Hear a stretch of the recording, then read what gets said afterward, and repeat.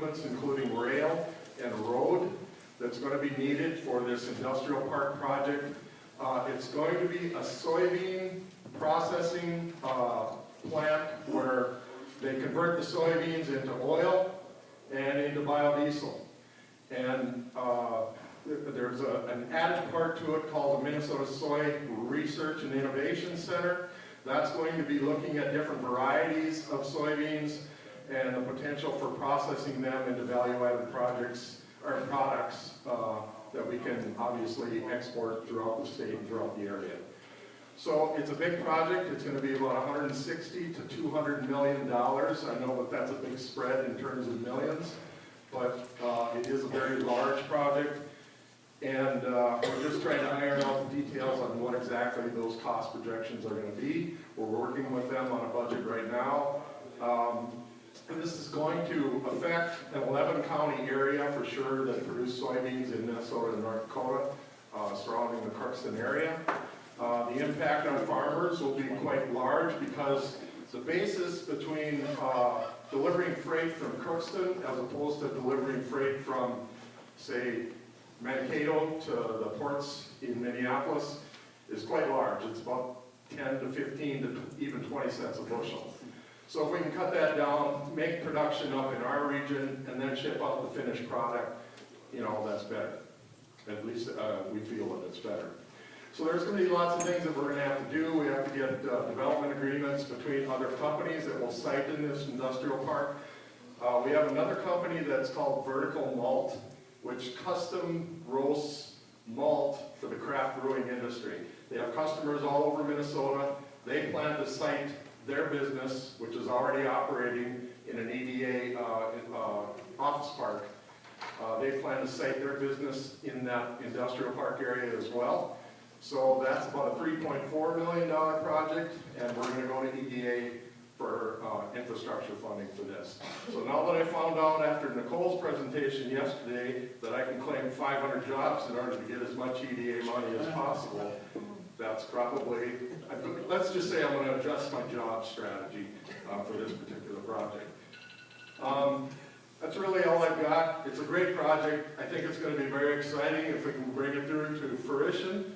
So we're very fired up about it. It builds on our strengths up in Northwest Minnesota. Obviously, we're big-time ag. We're big-time ag value added. And this is just going to be, you know, kind of a feather in the cap type thing. So, you know, we've got companies like American Crystal Sugar. We've got smaller specialty companies that produce dehydrated foods, potato production, all that kind of stuff. And this is going to be building on our soybean production in the region. So, thank you. Good morning. Good morning. Wow, that's really bad. Okay.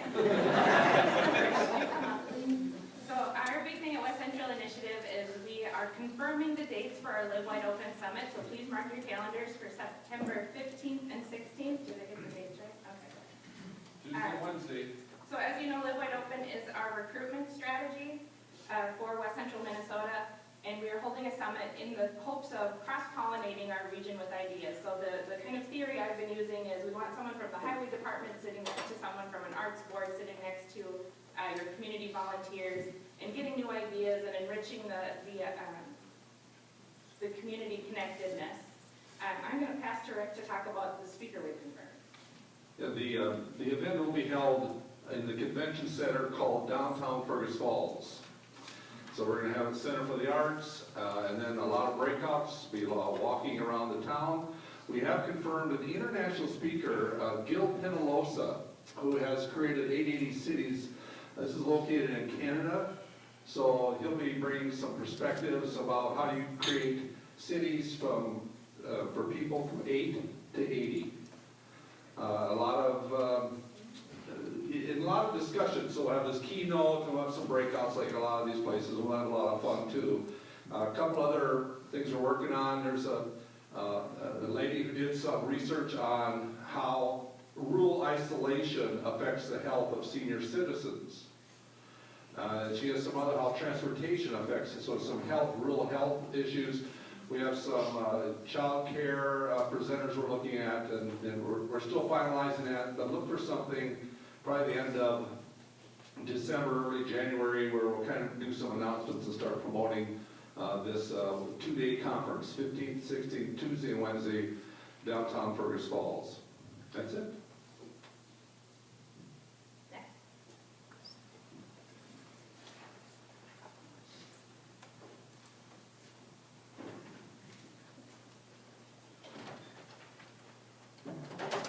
Hi, Josh with Arrowhead.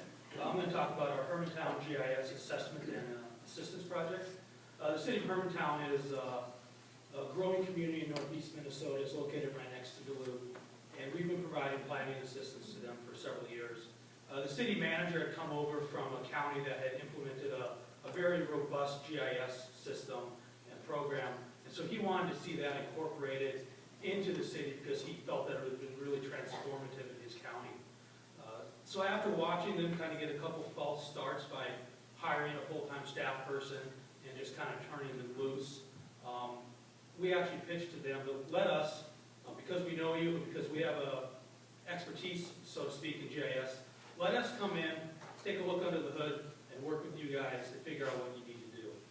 And what we discovered was, even though this administrator had this really strong passion for GIS that it could be used to really improve the city, he hadn't really articulated that vision with the rest of the staff, especially the division directors. They had gotten some good starts with Public Works. They were out in the field using some tools, but those tools were not being, that information was not getting back into the rest of the city. So basically the data was being collected and it was just sitting there on a tablet. So we did this whole assessment. We proposed to them several different staffing options, and now we are going to actually, ARDC is going to be contracting with them to build out this GIS system. We're going to manage their database ongoing, and we're going to train staff on how to use GIS tools, and we're going to be building a lot of kind of customized apps and dashboards and other tools so that each and every department, whether it's community development and planning or communications or finance, could actually use GIS, some basic GIS tools to improve how they work. One of the kind of the highlights of this project is, this is not just GIS in the office making maps for plans. We are putting this to work in the field. Public Works crew leaders are going to have 5 iPads. They're going to be able to remotely connect back up to the city server. They're going to be able to collect data. They're going to be able to view data. They're going to be able to share data in real time with the engineers or people back in the office. So if they're out there looking at a busted pipe or something, they used to have to either call back to the office or drive back to the office, get the plan set, roll it out on the table and look at it. They're going to be able to do that from the side of the road now. So that's really exciting. Some of the things that we learned was you really have to establish this vision, the shared vision up front and communicate it. The city administrator was very interested and passionate about it, but kind of the people internally that were responsible for implementing it just didn't have an idea of what he was trying to drive at, and they didn't have the level of knowledge with GIS themselves. And so we learned that we had to really educate and communicate this stuff up front because we kind of jumped in with our own experience, got kind of halfway through the process and realized that a couple key stakeholders still didn't fully understand GIS. And so that cost us a lot of time. We had to go back and really work with and educate people. And so that put us back a few months from where we'd like to be now, where the stove's about to fly and we're just now getting that stuff into the hands of Public Works. So if they have to go find a valve or a hydrant under 3 feet of snow, they can just do that on their tablet without having to spend half a day digging around in the snow. So that's my project. I have got an information sheet. I'll put it on a table if anybody wants more information on that. And feel free to contact us.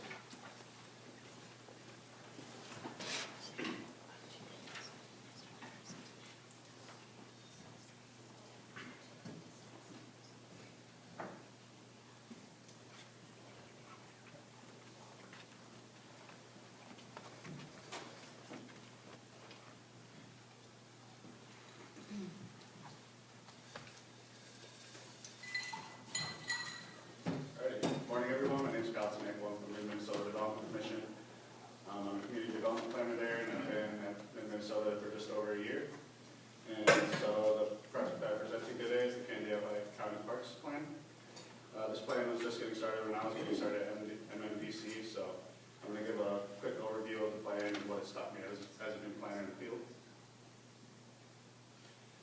And so what makes this project unique is that this plan was both worked on by MMDC and Link Associates, which is a landscape architect firm and engineering firm out of Maple Grove. They were contracted to do more of the landscape architect side and engineering, while we were contracted to do more of the planning work, which includes setting up the meetings, facilitating meetings, doing surveys, things like that. So I'm just going to quick go over the plan, objectives that we have for the plan, and say what I learned from each one, I guess. So the first plan objective was create a process that's open to all stakeholders to assist with identifying issues and ranking park priorities. This was eye-opening for me because I've seen planning processes before, just bits and pieces of them, so it was good to see a full planning process in whole. It taught me that we had to customize each planning process for each specific plan.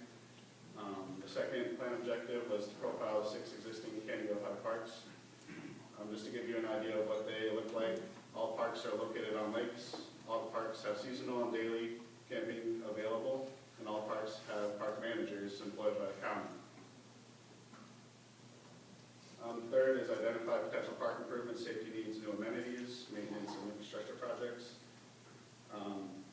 This is where the park managers were beneficial because they could take us around and show us what each little thing needed to be done at each park, whereas if the overall county was in charge of all this, they might know the top 2 or 3 things. We got a really good comprehensive list of what needed to be done in each park, just from the park managers.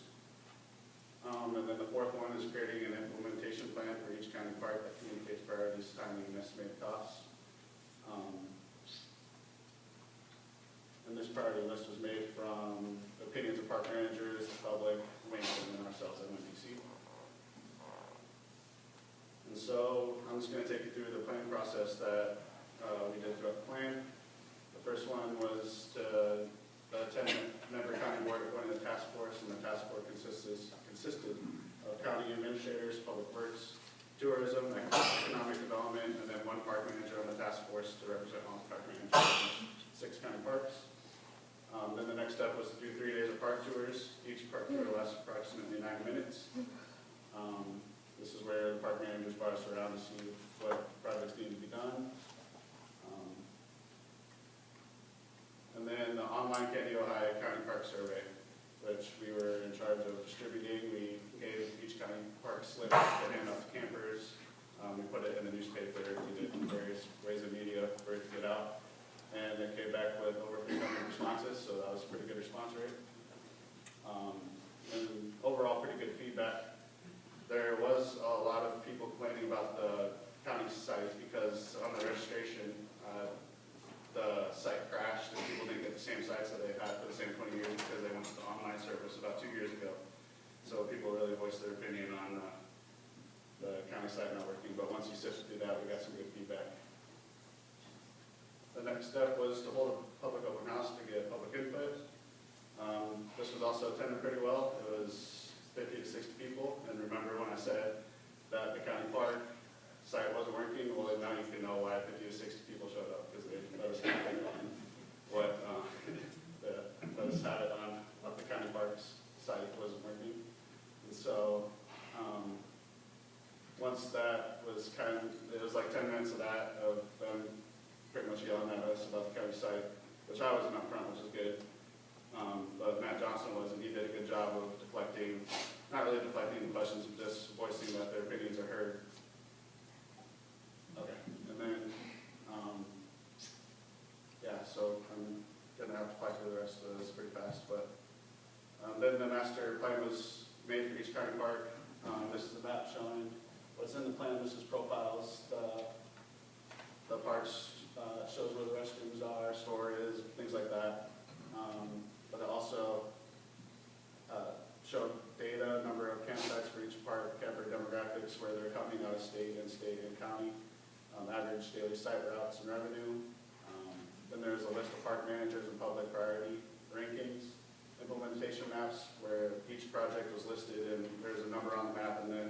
showed on the side which project and what it consisted of, and then at the end, there's cost estimates associated with each project.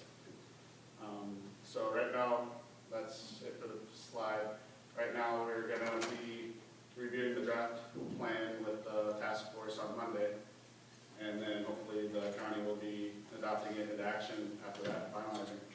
And so if you wanted to see the plans that we've worked on with the open house, it's there in the back corner there on the table. You can go take a look at those maps, and there's also copies of the draft plan you can look at. Thanks.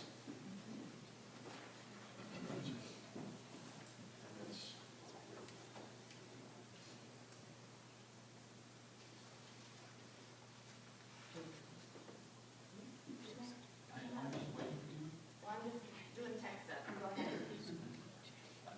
All right.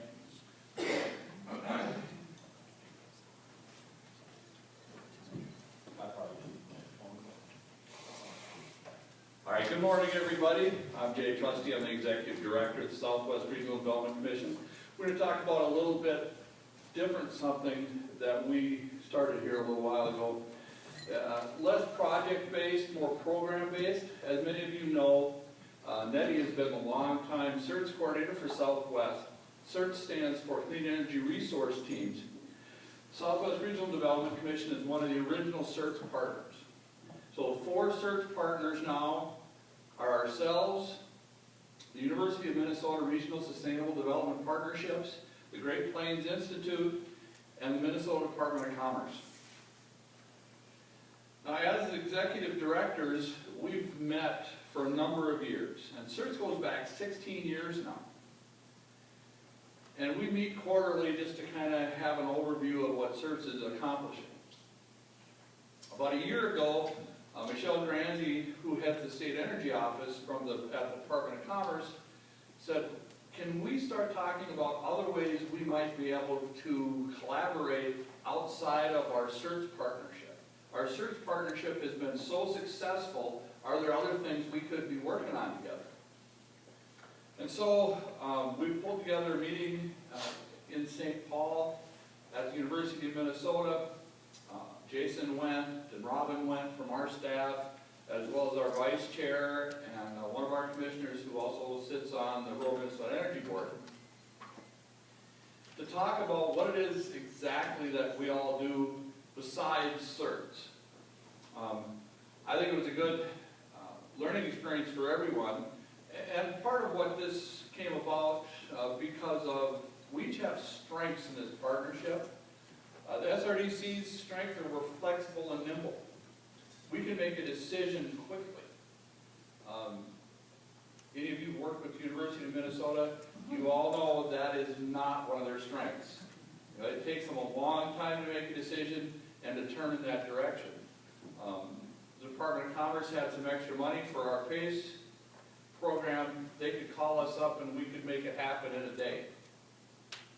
Afternoon. Or Pace. PACE. Property says clean energy, sorry. GPI is a nonprofit advocacy group that really works on energy and climate policy. You know, they're doing a lot of advocacy work at a lot of different levels, both at the state and federal level. CERT is not an advocacy group. The U of M, of course, brings all kinds of research resources to the partnership and a huge staff that we can access, but we have to know what we're asking for. Commerce brings resources, primarily dollars. And I didn't know this before the meeting, but the Minnesota Department of Commerce is primarily funded by federal dollars. They actually get very few dollars from the state budget. So they have a different viewpoint on how funding streams work. And so we basically got in a room and said, all right, what exactly is it that you do? So we all told each other what we did, and then we said, well, are there things we can cross-pollinate on that we're not working on together? We got some very specific goals. Jason hooked up with the Metro Search folks to start working on some electric vehicle charging station projects. Some of the policy things start coming out. I'm going to be working with GPI on some of the advocacy pieces at the state legislature because we found out that we had a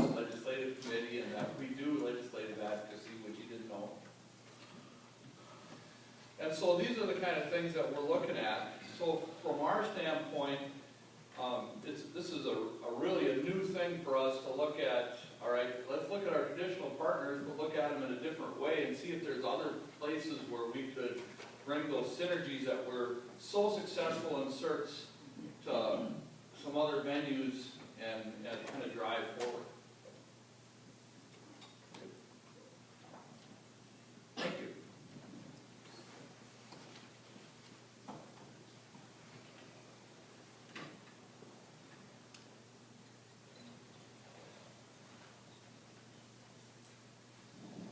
Good morning, everybody. I'm Bob Voss. I'm the Executive Director of the East Central Regional Development Commission in Mora.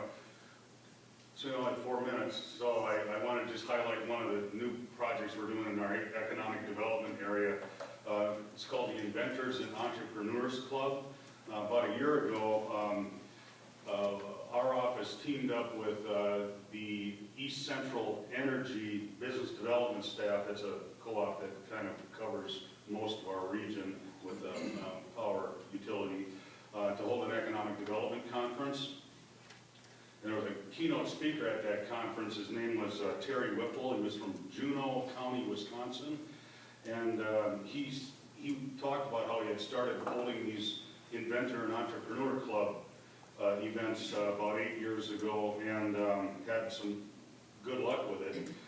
Basically, the purpose of those events were to kind of introduce resources to new and emerging entrepreneur businesses, to see what kind of could help them succeed and grow in a positive environment.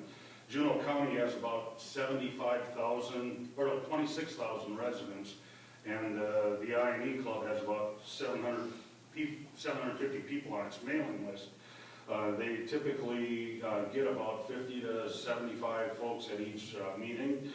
What we did is we kind of stole their best ideas and customized it to kind of fit our region. And then as part of that, we have a kind of an overseeing board comprised of one private business rep from each of the counties in our region. But in reality, we have a committee that the way it really works is that there's a business person and economic development bankers are more involved in it.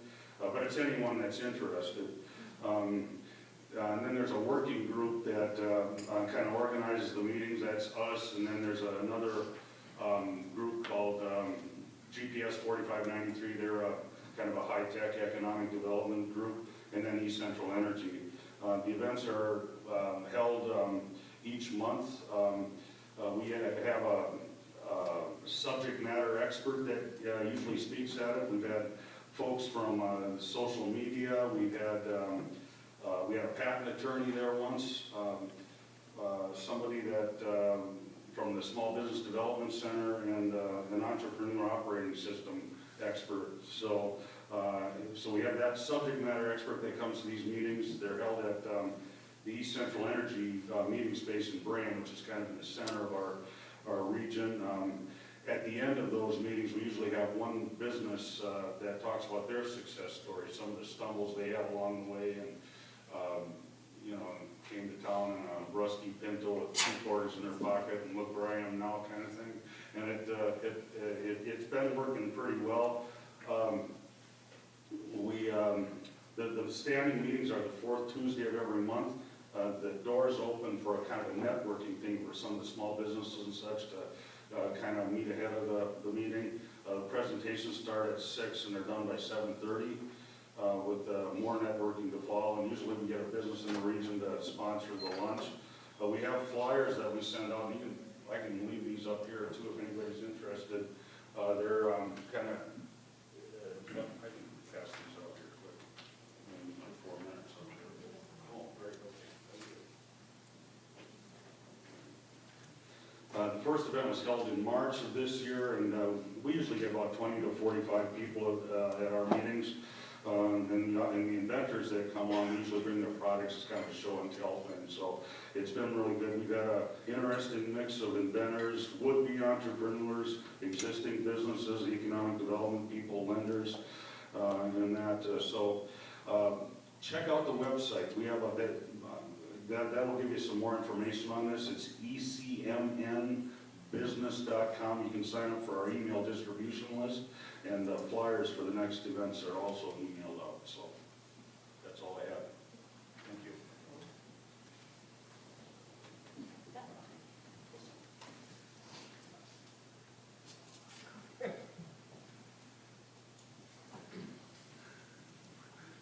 Good morning. My name is Christian Brecken. I'm Senior Regional Planner with Region 9 in Mankato. If you don't know our region, it's pretty much stretches from Sibley County in the north down to Faribault County and Norton County on the Iowa border, and from Brown County in the west and Waseca in the east. I'm going to talk briefly about what we did last year and how that led to work we are doing this upcoming year.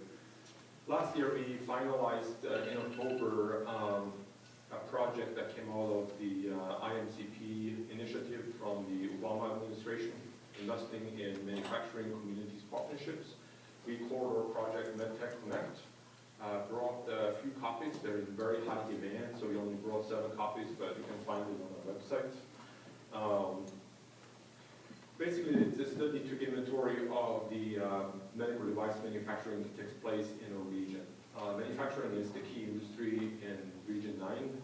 It employs about 20% of our workforce, and when you include related industries, it accounts for about a third of all jobs in Region 9. We have about 66 firms in the region that are directly tied to medical device manufacturing in the Twin Cities, Medtronic, Boston Scientific, and also the Medical Center in Rochester. The MedTech Connect study was motivated by the need to identify challenges for some of our regional manufacturers, which are mostly contract manufacturers, to develop closer ties to the larger manufacturers in the cities and in Rochester, and try to identify obstacles. Some of these obstacles were tied to logistics. Many of you are probably familiar with the concept of the last mile. So one problem that was identified by multiple of our producers was that it cost them more to get their raw materials from MSP down to Mankato than it cost them to ship them from China to MSP. So obviously there were logistics challenges for many of them. A lot of training, recruitment, retention issues were also identified as problematic. And of course, the labor shortage in technical trades, machine operators, electricians, welders were identified through this report as something that the region really needed to focus on. So in the summer of 2018, we started talking with the federal EDA. By the way, this study was funded by the EDA, federal EDA. We started talking with the federal EDA about developing a manufacturing resource center in the region.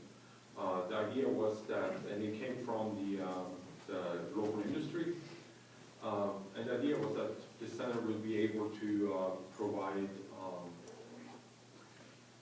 executive training, managerial training, such as lean manufacturing, quality control, but also space for these companies to come together and share space for folks who are either enrolled at the local community colleges or technical colleges and have space for things like welding. EDA wasn't sold on it. It took a little bit of convincing.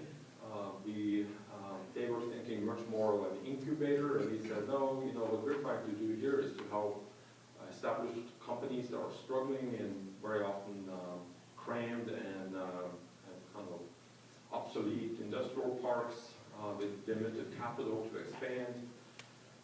So, with a little bit of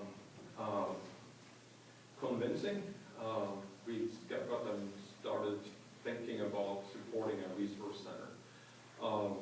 The city of Waseca became the natural rights for this resource center.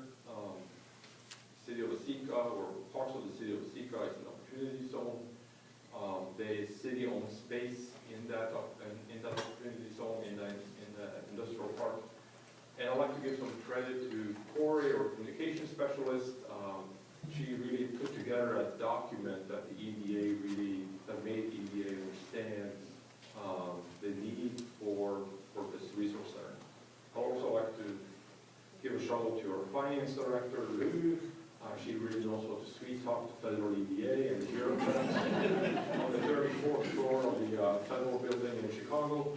And of course, Nicole, our executive director, who obviously doesn't take no for an answer. So we just found out that this week that we were awarded a one-year planning grant, about $250,000 for 12 months to create the blueprint. The idea is that we will also include components of wellness and mental health services for manufacturing workers. So there's a big chunk of the money is also contractual money to go to partners. On that note, to wrap it up, we are also working with the city of Waseca. Waseca lost Quad Graphics in December 2017. Quad Graphics was the largest employer in the town of 10,000 people. The ripple effect was about a $72 million loss per year to the local economy. 72 million is quite a bit for 10,000 people. And they were also awarded an economic adjustment grant worth $500,000 this week. So we will be spending quite a bit of time in Waseca here over the next 3 years.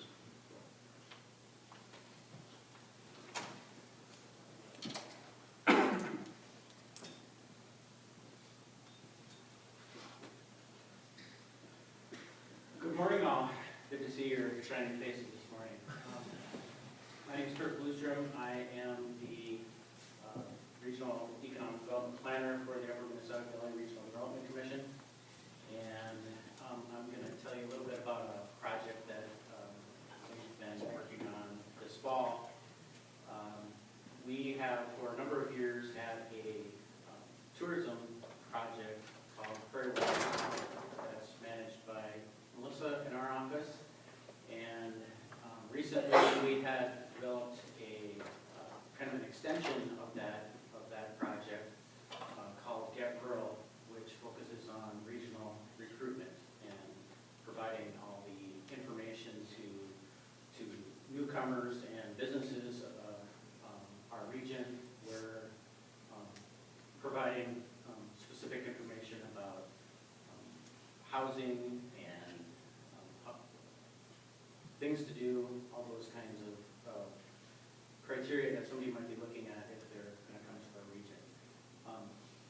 A piece that we had focused on recently that I'm sure a lot of you face is how do you get a good handle on what are available for development properties in your region.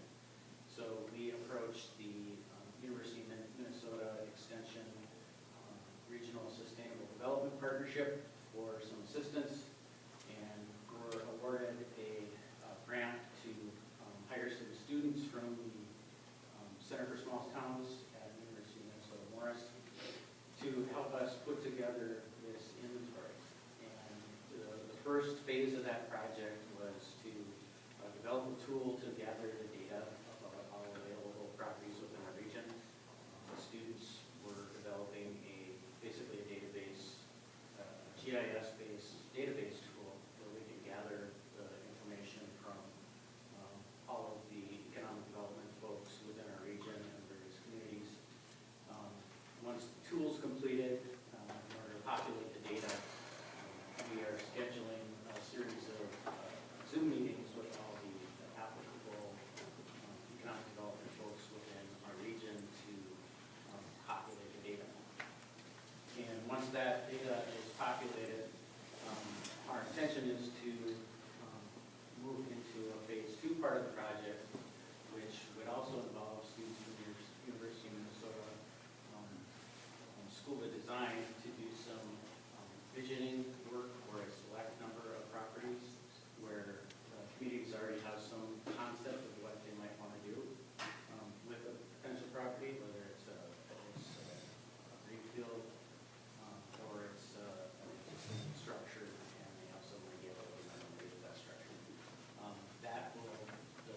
current database tool is almost complete from the students, and we intend to, in the next month, populate that data with interviews from all the regional folks that can provide that information for us.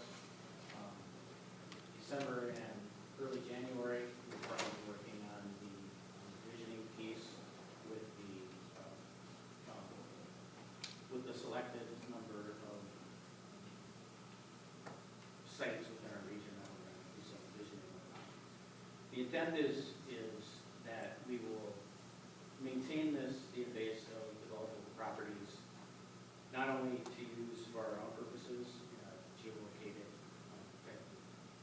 database, but also to be able to, we've set up the database tool so that it's replicable to the West Side Selector database for the state of Minnesota, so that we can upload that information directly to the site, so that we have a more easily accessible site selector database for all the sites within our region.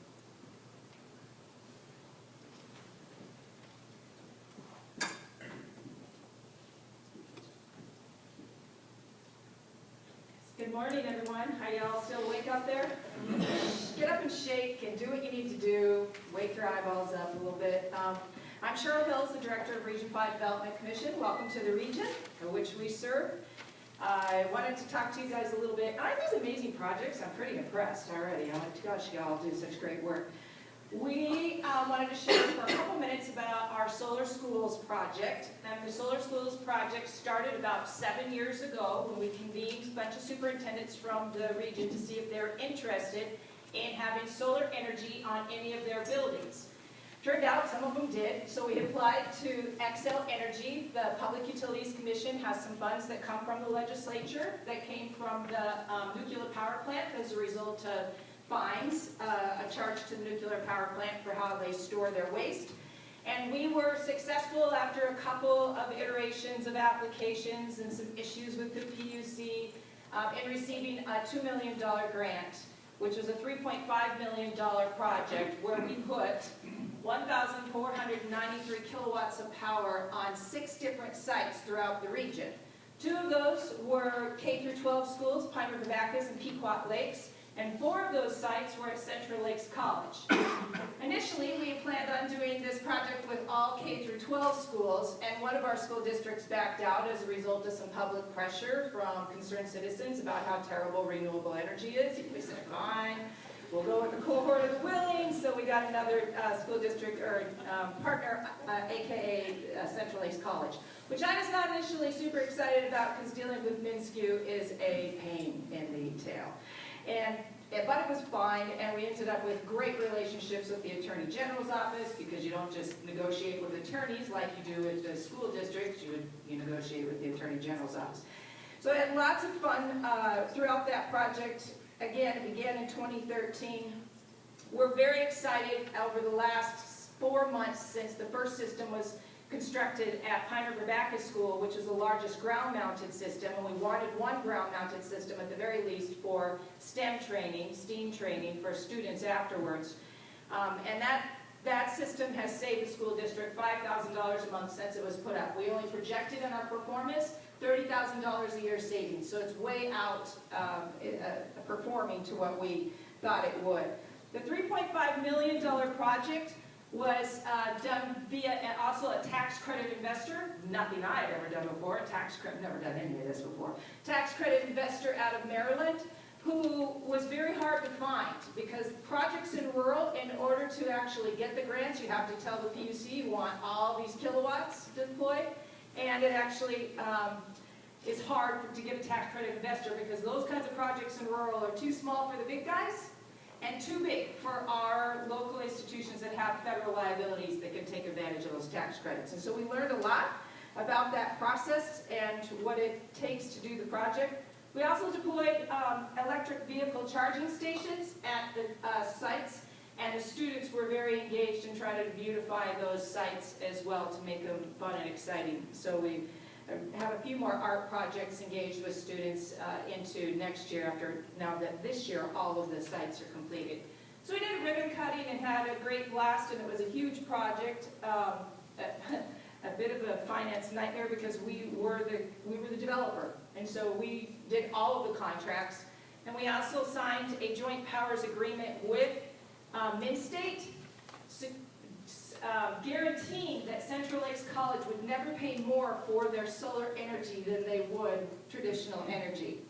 Well, that's a huge risk for us as a commission with a $1 million budget a year. So we signed that knowing what those risks were, and if those systems ever start to, the utility companies change their structure of billing, and it ends up that the solar power pays more, or charges more, it costs the schools more, then Region 5 is on the hook for that. So it was a huge risk that we took, the commissioners took, and they understood that going into it. So it was a good project, and we're excited about it, and we're very glad it's performing and saving the schools money for lots of good reasons.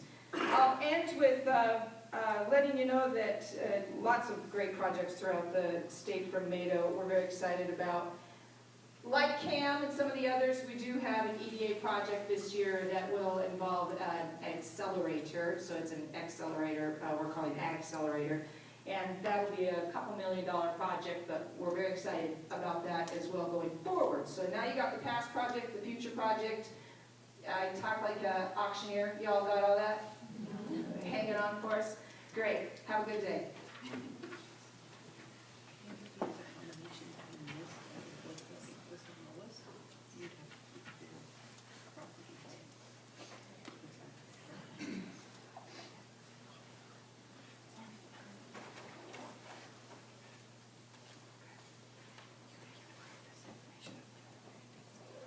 All right, well, this is open, and good morning, my name is Ryan Zemek. I'm the Economic Development Director at Headwaters. I guess my suggestion for today is don't be last, because those are tough acts to follow. I wanted to really briefly share a pilot project we just completed last summer, the Northern Minnesota Youth Entrepreneurship Academy. Oh, okay, that's not going to work. So, why youth entrepreneurship? As we were doing our sets last time around, we were looking at kind of what is the existing small business technical assistance programs out there. You know, is it adequate? And we have a lot of really great things. You know, we've got our RLF, we've got local economic development folks, we've got SBDC, we've got a co-working incubator space called Launchpad. We have Idea Competition, which is a program where we actually award cash and technical assistance to emerging entrepreneurs in our region. And so as I was asking my SEDS committee, I said, you know, how are things working? Are things going good? Are they great? I had a SEDS committee member saying, you know, there's a lot of really good resources out there, but no one came to me when I was 13, 14, 15, 16 and said, entrepreneurship is a path you can take as a career in your life. And I said, that's really interesting. He said, well, what is it that we can do? So we went back and I looked at pretty much, as I said, so we looked at back to our SEDS goals. Our SEDS goals, we wanted to increase employment in the export-based industries. We're really heavy in retail. About 25% of the jobs in Headwaters are in retail and service occupations, so those are often the lowest paying, they're part-time, they don't carry benefits. And the other one was we wanted to increase the number of firms. So tying this back to our SEDS goals, we said, how can we downstream work with kids to let them know that, A, that this is a job that they can pursue in the future, and B, that the region that we have is going to be a place that supports and nurtures that. So we look back and, you know, what are the successful elements of entrepreneurship? You know, it's a culture. It's a place that encourages risk-taking, supports people who have a new idea. It's technical assistance. It's, you know, if you're not great at finance, how do you help somebody, you know, put together QuickBooks? If you're not great with marketing, how do you line that up with a good marketing firm? Networks, you know, Bob's discussion about that entrepreneur and inventor club, those sorts of things, and capital. You need money. And so we try to incorporate all those elements into what we did on So I went and I looked at pretty much every youth entrepreneurship program I could find. I went Junior Achievement, I went to Northern Iowa University, I looked at a program called YEA in Fargo. And as I was sharing this with sort of the entrepreneur group that we had a group of entrepreneurs who was kind of helping us do this process. There were parts we liked about some of them, and then there was parts we didn't like. Some were really exclusive. You had to have, like, you know, a 4.0 and 3 teachers give you a letter of recommendation. Some were, after school, but what about if you're playing basketball, if you're in track, if you're in drama, those sorts of things. So we decided we're just going to steal the parts we liked and start our own.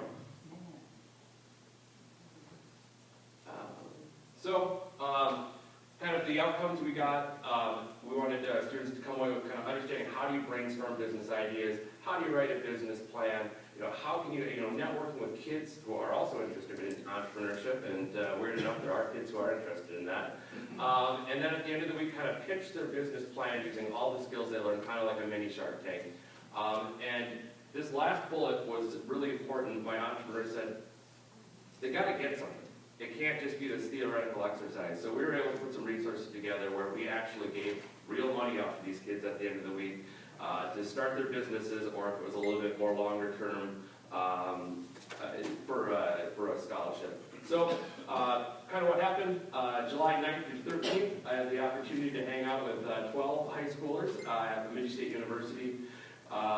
Bemidji State University is a great partner. I know Minskew can be a pain in the butt, but generally the local people are pretty good to work with. And so they were able to give us basically food, room, and board at cost to them, which came out to be $275 a student.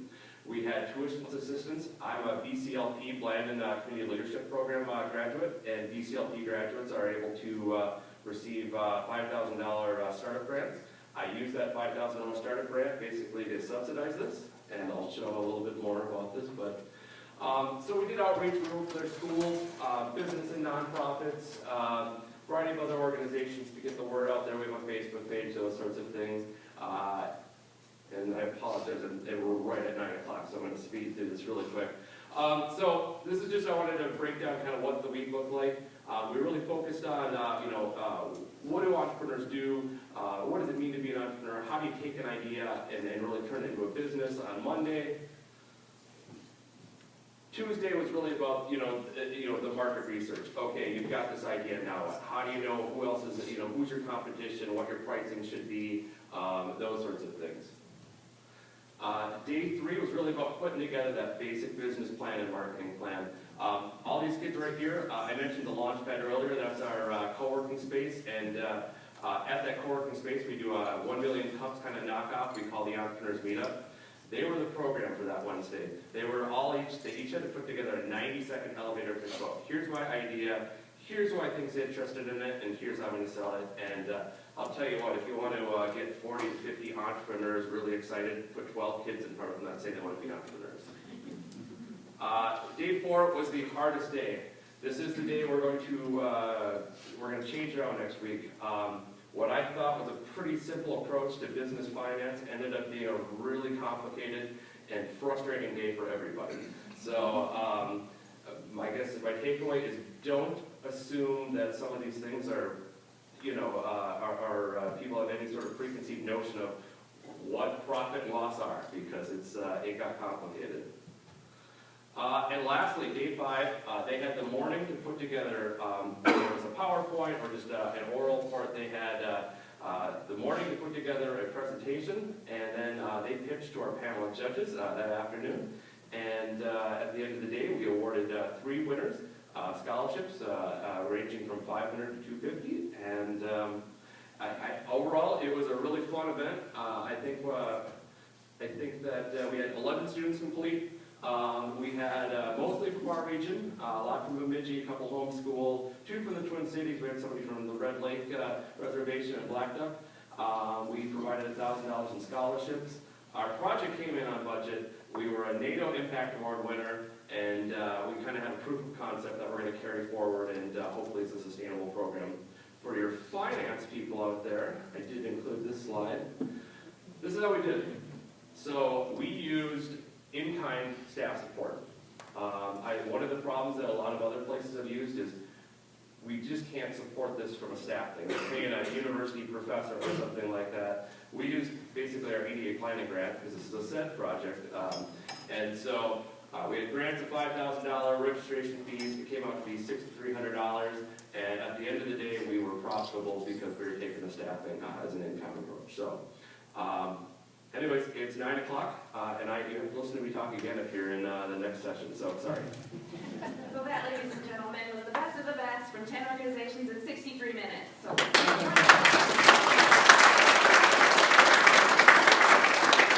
Coming up, if you heard something you want to know more about or you have questions, please reference in your folders. There are contact information and hop on websites, and just a big thank you to everyone for being up front with me.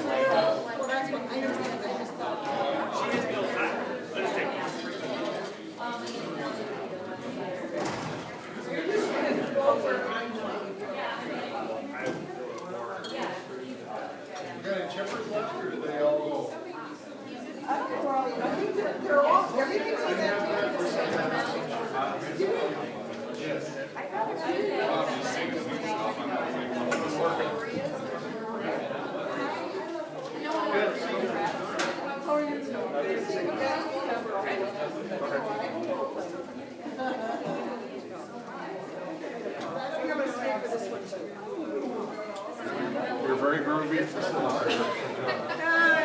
Thank you. Yeah, I gotta see, usually I just use